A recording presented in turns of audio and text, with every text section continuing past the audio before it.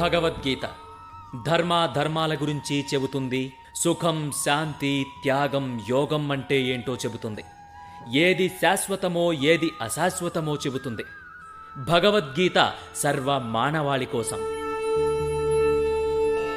అథ ప్రథమోऽధ్యాయః అర్జున విషాదయోగో నామ అథ వ్యవస్థితాన్ దృష్ట్వా ధార్తరాష్ట్రాన్ కపిధ్వజః ప్రవృత్తే శస్త్రసంపాతే ధనురుద్యమ్య పాండవః హృషీకేశం తదా వాక్యం ఏదమాహ మహీపతే.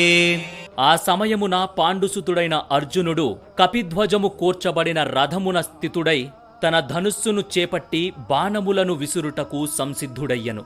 ఓ రాజా, వ్యూహములుగా ఏర్పడి ఉన్నట్టి ధృతరాష్ట్రపుత్రులను చూచి అర్జునుడు శ్రీకృష్ణ భగవానునితో ఈ వాక్యములను పలికెను. యుద్ధము కొద్ది సమయములో ఆరంభము కాబోతున్నది. యుద్ధరంగములో శ్రీకృష్ణ భగవానుని ప్రత్యక్ష ఆదేశములననుసరించి పాండవుల ద్వారా ఏర్పరచబడిన అనూహ్యమైన సేనా వ్యూహములను చూచి ధృతరాష్ట్రపుత్రులు దాదాపు పూర్తిగా నిరుత్సాహపడినట్లుగా పై వాక్యముల ద్వారా తెలియును.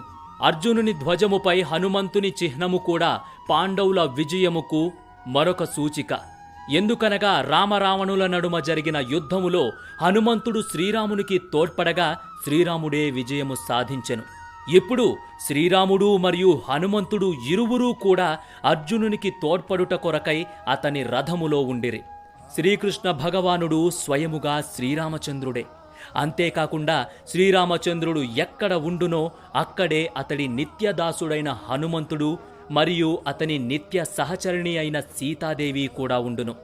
కనుక అర్జునుడు ఏ విధముగానూ శత్రువులను గూర్చి భయపడనవసరము లేదు. అంతేకాకుండా ఇంద్రియాలకు అధిపతి శ్రీకృష్ణ భగవానుడు అతనికి మార్గనిర్దేశము చేయుట కొరకై స్వయముగా నిలిచి ఉండెను. ఆ విధముగా యుద్ధమును నిర్వహించుటకు కావలసిన సమస్త ఉత్తమ సమాచారము అర్జునునకు సమకూరి ఉండెను.